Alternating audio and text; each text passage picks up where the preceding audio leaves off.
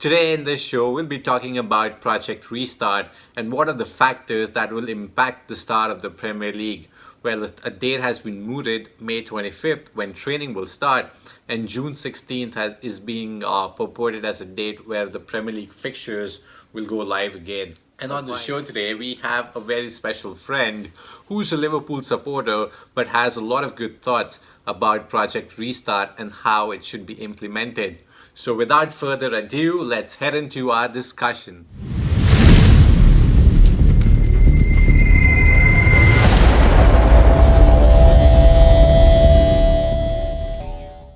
Hello and welcome, Red Devils United. Well, me and Sagar from Old Trafford, and today we'll be following up on our previous video where we talked about Project Restart or Project Void.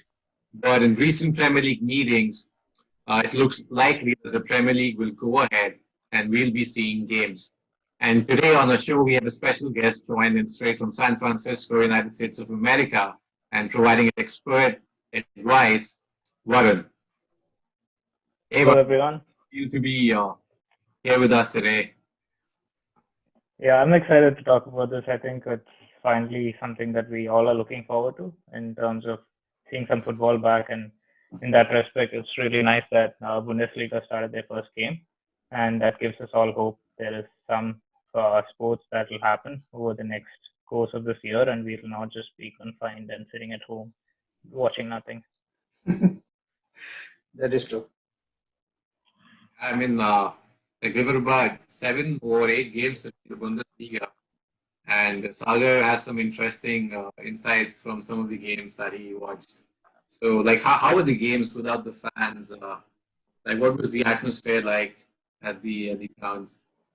I think atmosphere is kind of a wrong word because there was no one inside the stadium, so there was no atmosphere per se. But yeah, it's weird to see football being played behind closed doors. But the fact that we have some football is exciting, and it was a good game. There were, I think, the weirdest part of it was looking at the post match conferences where they had to maintain 6 feet distance and had to answer questions as well. So that was weird to see, and looking at the substitute bench as well, where players were sitting 6 feet apart and cheering the goals. So that was really really weird. But yeah, it was good to see some games back and exciting to see talk about like how the Premier League can do that as well. One thing Sagar and I were discussing about was FIFA should get an emergency patch and to introduce COVID celebrations after a goal where like people are not coming together that Right. close and they're maintaining 6 feet and celebrating. So that will be a good team to bring in for the FIFA games still. Yeah, it's actually weird to see players celebrating in front of empty seats. Like you can just avoid doing that and get on with the game. But yeah, yeah, I think FIFA did that already, in all of their games. There would be times when the kicker wouldn't have even touched the ball and the ball would end up in the goal side, ball and the player maintaining social distancing. So they end up scoring a goal. Like, yeah. Those I've are been on the glitches. wrong side of it a lot of times, especially against Sagar. But FIFA's masters at that. So like that brings throws up some interesting discussion for our discussion today. Like the Bundesliga went ahead, with the clubs playing in their own stadium and not talking about neutral venues that has, opened up all sets of conflicts among different teams, sets of fans, police, the Premier League. I mean, this was on paper, it looked like a very good idea in terms of maintaining and managing crowds and not letting people, congregate around stadiums. But in reality, this seems like a just one of the stunts to get the Premier League action rolling. So in terms of neutral venues, like what are your thoughts about around that? Good, good. Um, I think with neutral venues, the reason that was openly discussed and as much it was gaining so much traction was because in England, a lot of people are not sure if they can have a control over fans because they're more passionate and they want to even gather around stadiums, even if they know well for themselves that that is not the ideal thing to do. Whereas in Germany, there's more control over that. Fans are like more disciplined in the sense that they wouldn't have these uncalled for gatherings and stuff like that. So just keeping that in mind and keeping the passion of English supporters, I think PFA wanted to have the neutral venue option so that all clubs, like a World Cup setting, pack their bags and reach this training camp spot, and then they finish the season there, so that policing everything is in a central place. It's easier to manage, Right. and it's not spread out across England. So that is the reason that that was lobbied. But then it looks like a lot of Premier League clubs wanted to play at their own grounds Yeah. for various reasons. It could be their own dressing rooms, it could be their own like pitch staff and like how to curate their pitch size and everything, or all of that till the point that they don't have fans, right? Fans is only minus in that, whereas everything else is still under their control. So as long as they can convince them that fans wouldn't be a problem, Right. which I think the clubs would then have to engage with their local police and make sure that that doesn't happen. I think right now it's heavily tilting towards playing in your own stadiums, and neutral venues would not be the way to. I mean, it doesn't look like that'll be an option now. Right. So the other thing to add there is the fact that many of the teams have already played away games as well. So they would like, mainly the bottom half teams, so they would like to have that home advantage as well. Given, uh, I don't quite understand what the home advantage would be.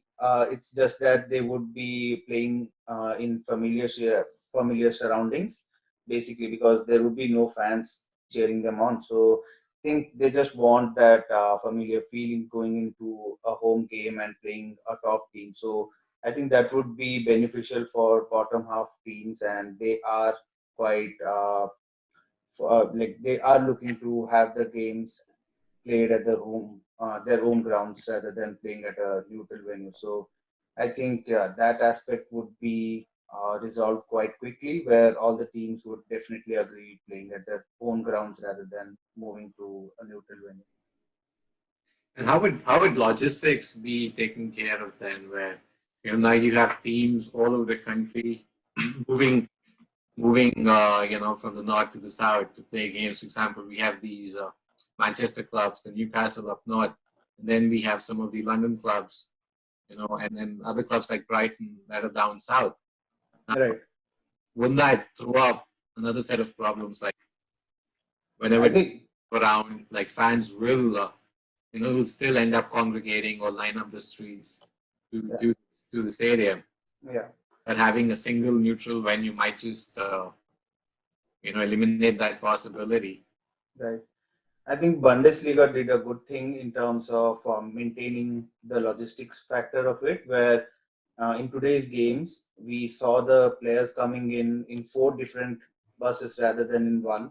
So I think Schalke was playing away as well, so they had to make sure that everything was in place before they got to the stadium. So they were just, I think, allowed 15 minutes prior to the game, where they were given time for training and getting ready for the game. So I think there's a lot to be learned from how Bundesliga has actually taken this forward in terms of starting the games. So I think Premier League can uh, take care of that in terms of having resources available for the teams to play the games as normally as possible. And another thing that comes up, I don't know, it's the dichotomy. Like players on the bench are sitting six Yeah, wide, but on the pitch, it is a contact sport sometimes. right, You will go and tackle, maybe a striker in order to stop a shot or to stop an attack, to stop a counter attack. Like, doesn't that defeat the purpose of social distancing on the crowds or players coming in four different buses? I mean, the same things are being talked about in terms of training for right, for the English Premier League. That training is supposed to start May 25th, and that initially there won't be no contact, very small groups of players training together, and then first or second week of June is when full on training would start. Like how would that work in terms of an actual game? I mean, players have to they have to mingle with each other when you go out and play and train. mm, I think I can answer to that. yeah, What they're trying to do with the whole split, the logistics, I believe is just because with the COVID situation, it's not as easy as a squad getting on a bus and going there. There's a lot of support logistics now you have to Right. take along with you. So which is why I think this is going to be more like it's not that simple in terms of a one bus going through. But what they're trying to do is test the players before, after the games, and like make sure that if somebody's infected, then you're gonna like be transparent about it and let clubs know and take that player out of training. Coming to the point that you asked about what we're doing with training, uh, I read somewhere that like 4 weeks should be enough for any professional athlete to get back in shape because Full considering they're fitness. all working out at home anyways. Right. But 6 weeks is generally what we see as a preseason campaign. Right. So in that, what happens is 4 weeks is basically you burning out all the vacation food you had and no exercise you did, which is basically they come quickly back to shape. So being Right. back to shape for a professional athlete is not tough, Right. considering they're all working at home. But that 6 weeks is needed because in those 2 weeks they play a lot of competitive games. So there's a difference between being physically fit and being match fit. Match fit only comes with competitive games, and the Right. fact that none of the countries have started really allowing mixed training to happen. You're Right. still training individually. So let's take a situation here. Like you still are the fastest man on the team, Mm. but you would constantly be straying offside because you're not match fit in the Right. situation to Right. hold your run and stuff like that. That Yeah. comes with playing competitive games and getting used to the defense line pulling together and like being switched on in those situations. Yeah. That I think is a larger disparity for everybody. Like as long as we do not match fit, so are the opponents too, right? So that kind of cancels out each other. So in a situation where we are in our strange times, we cannot look for 100% everything being back to normal, and we can deal and live with that situation where it's an equal bias for both of them. And I don't think as long as you're giving them 4 weeks to train and come back, match fitness will only be gained over time as we restart. Right. Yeah, that's an However, interesting point because I think Bundesliga games today were at the beginning they were kind of slow because both the teams were getting used to each other and actually playing a game, and trying to understand how they can make those runs, like you said, not getting offside more often. So yeah, it's something we like as players they have to keep an eye out as well, like to maintain social distancing and also having that part of training done to get match fit. So that's something it depends all. I think it all depends on the individual clubs how they take that and how they plan out their training sessions and get their players fit. yeah, but in terms of players, like we've discussed about neutral venues, but Glenn Murray in one of his a shows with Sky Sports came out and said that players will come and train, but Premier League has also come out with rules that there would be no ice baths, no cryotherapy. With for physiotherapy, there's like a huge line at the club's own training grounds. There will be no food just cooked for players at the training grounds. Like 4 months is a good, like 4 weeks is a good time for players to come up to fitness, but still not match fitness. But when they play games, and the games will come thick and fast this time around because they're proposing a Saturday, Wednesday kind of a system. Right. Would players get enough time to recover given that they are not match fit yet? First game is good, you play 90 minutes. The second game also you go out and play 90 minutes. Tempo would be slow, but third, fourth game is where those muscle Right. injuries because the players haven't recovered properly. Hmm.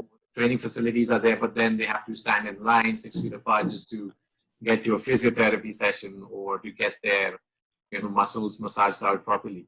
Like Right. that be another problem when the players return and the league starts. Yeah. I'll allow Varun to go take that question. Uh, yeah, that's an important point you bring. One thing we don't know for now is whether these services are uh, paused for at the moment and will it continue as we get games.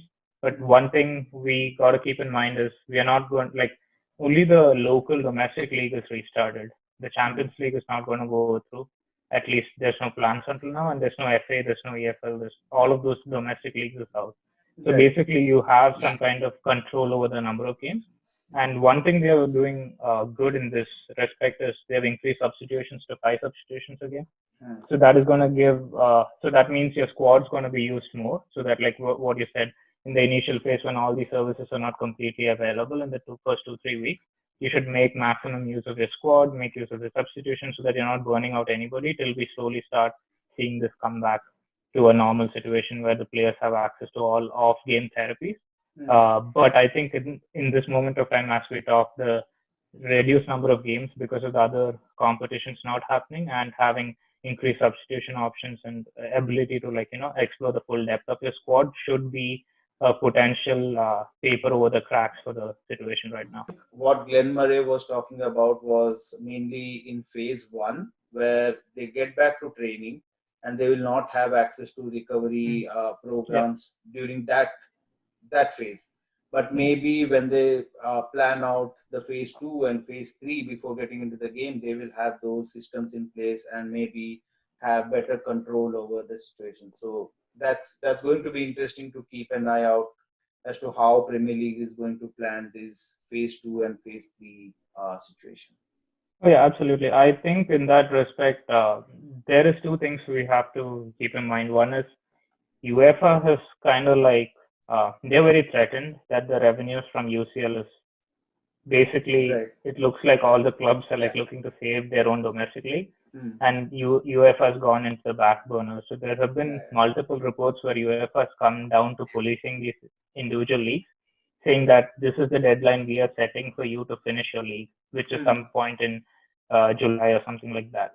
But most of these clubs are like, hey, you have no right to give us deadlines because everybody's in a tough situation.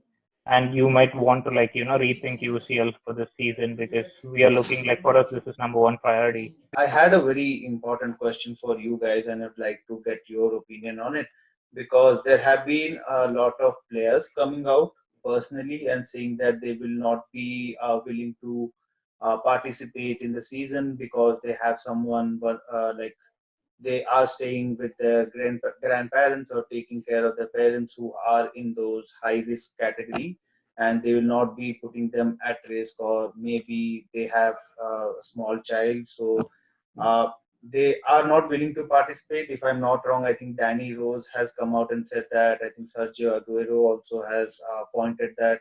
So would you guys be holding them, holding it against them if they are not, if the players of your club are not willing to play or compete in this season? So what are your thoughts about that? So, like for this, most of the players who've come out and said that, they would think twice about playing it are those that, they have families or are living with their parents and also belong to that BAME Right, group, right. Black, Asian, and ethnic minority groups in Britain that have shown a propensity to be more at risk to COVID-19 infections. And if they get infected, the probability that the disease will harm them a lot also goes up. So a lot of these players have also expressed their reservations about coming into play. And I think those players are right when they're putting their health and family before they play, because it's important. Like for them, it's their whole life. It's their whole career.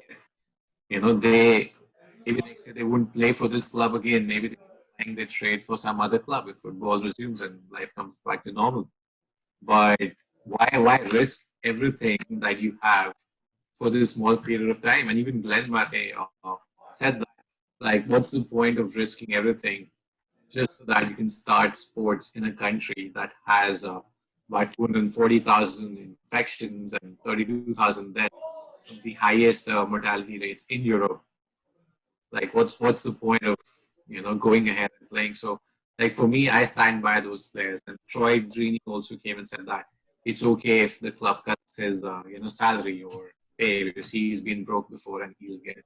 So, like, it's a tricky situation. Like if we put ourselves in such a situation where our lives are at risk, like I think everybody or most of them would take a step back and say, no, I'll just be by myself at this point in time. Yeah. How about you, Varun? Yeah, I think I completely agree with the players wanting to take a stance. That is like you cannot force anybody to play or not Right. to play. But what I believe is that then they should also be not paid, right? That's how Right. it works. Like today, even essential services, there are people who are like, for example, the place I stay in Cupertino, there's a Lucky store by the road down, and that's a grocery store. That's an essential service that needs to run. And there are middle-aged men and women who are working there so that we get our groceries. And Right. they are also worried about the virus, but they're coming in and doing their work, right? Because they want the pay to go in. And these Right. players right now are able to make this comments because still now they're getting, albeit it's Right. a reduced Exactly. pay, they're still getting 100,000 bucks a week, right? Right. So fine, if you don't Like want to. not not a lot of players get that. It's like the top six clubs. So what about Bournemouth, It's Brighton? still better than you and I, right? Like they're still making more than you and I, is my point. So Right. even if they don't get that money, they're fine. So as long as if they want to take that stance, then they should be completely okay with the clubs taking the stance that till you register yourself for a game, we wouldn't be paying you $1 because you're Right. not giving us services. It's as simple as that. Today, I'm working from home, so I'm getting paid. The moment I say I won't work for my company, they're not going to give me money, right? It should Yeah. be the same rule for the clubs too and for the Right. players too. So, and if that is okay, if that setting is okay with everybody, then it's completely fair. I think if you don't want to play, you don't get paid. It's as simple Right. as that.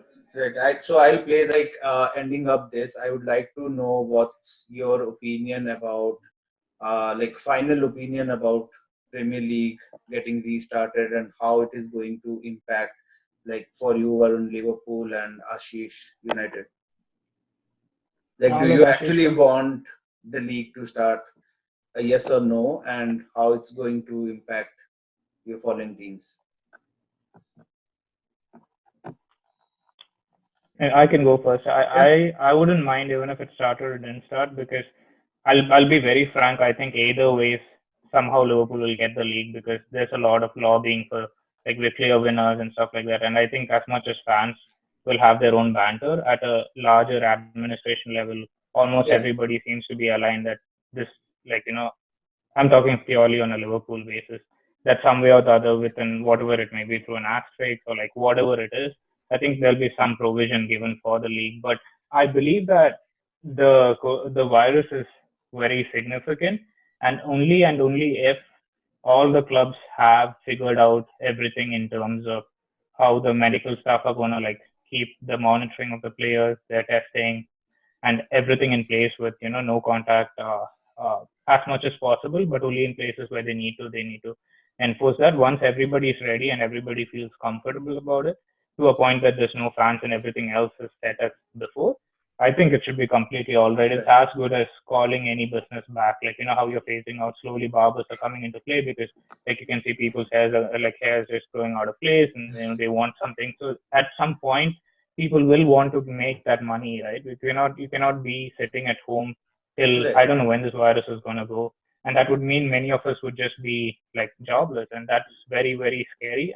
If a and in a club situation, that means the support staff, the players, everybody is like just not going to get any money, right? So that's a lot of business running on it, and I feel it's important to address it, but only at a time when everybody knows What is it? what we are going to start with is safe and all of them agree. And that means Right. all the stakeholders, managers, players, clubs, and support staff, everybody should come to a unison that we are happy, we're okay with this. It cannot be that if 50 players decide that they're not going to play, and in that 50 there's 20 in one team, then that team cannot even play, Yeah. right? Like it's going to be like a walkover for any, like if they go ahead and decide to play the game, it's just 3 points of whoever plays that team. So those things need to be ironed out. There's still a lot of scope around it, but I definitely think it should start. But when it should start should be the key that we are discussing about. Right. And in terms of the club, I said even if it starts or doesn't start, I have a feeling that some way or the other, Yeah. there's a lot of lobbying with Liverpool winning the league that it'll eventually happen. So I think it's not a big deal for me either ways, but I would want it to start. What do you think? Like, if the league doesn't start, how should they, consider results? Like, That's that's a very very interesting topic, which can make a new video in itself. There's Yeah. so many things put out. Like as a Liverpool fan, it's pretty easy, right? Like for us, there's no dog in the fight because it's easy that okay, you'll win the league. But What about United, which are like on a sudden upturn of form and most likely would have reached top four with one of C getting out, right? So that is unfair if you just decide points per game because you just started picking your points per game in the last few games, and that's not a fair result to average it out and finish the entire season points per game because you will be at a disadvantage. Right. So there's a lot of parameters you cannot control with as much as we say technology is here to help and all this data and stats, it really doesn't come down to that, right? It's based on the quality of opposition you played, like what Sagar was alluding to before, right? You might have played most of your games away, and now your good run of games at home are pending. So you cannot take a points per game based on an away game that you struggled at. So all that, that is one option they're putting points per game ahead. I think that's completely unfair. Yeah. The only fair way would be to play it again, how we want to restart it. Or the other one would be deduct all the guys who play 29 games go to 28 and raise the table. Yes. Yeah. That's the best option I can think of. That's not still okay with me, but I think that is better than points per game. Right. Yeah. So that everybody's played 28 and you freeze the table and draw line there. For sure. Yeah. What are your thoughts, Aashish? Do you want the Premier League to be started? How do you see United going with it? For me, I am still not in favor for the games to restart, especially in England, because it's too much of a risk at this point in time. Because there are a lot of other essential services that need the attention and the focus and the money of the government and the people. And I believe the UK government is taking a big risk by pushing sports into an essential category, even that it gives something for the people to relax and enjoy a day sitting inside a home. But at the same time, it just puts a lot more stress on an already overloaded medical system there in the United Kingdom, because every club set up testing centers and whatnot. And if one player catches the virus and spreads it again, then we are looking at a huge ripple effect there, which can lead to an even bigger impact than what it has right now in terms of finances for the club. So for me, I don't think the league should go on. We have a lot of technology, a lot of ways to use statistics available, and I think there'll definitely be people who would have created models to decide upon the league positions. It would be fair, but given that this is a one-off extraordinary situation, I think the clubs should go ahead with it and look forward to the next season restarting by September or October or whenever. So for me, I really don't want the league to restart. Given that Man United was playing well, but still, it's more of lives first than the games. Devils United, that's it for us. Really thank you all, like Sagar and Varun, for joining in today and providing us insights on what you think about the Premier League and the Project Restart. Well, there are a lot of inputs that have gone inside Project Restart. A lot of minds are working into making football a reality in this new normal that we're seeing out in the world. Let us know, what do you think about Project Restart? Would you want the games to go ahead, or would you want the games to start when life returns back to normal and things start getting better? And let's see, Bundesliga has gone ahead, and we'll wait to see how Spanish League plays out. And yeah, that's it for today, Red Devils United. See you soon again. Make sure you subscribe to the channel and also press the bell icon to stay updated on all the latest happenings regarding Manchester United.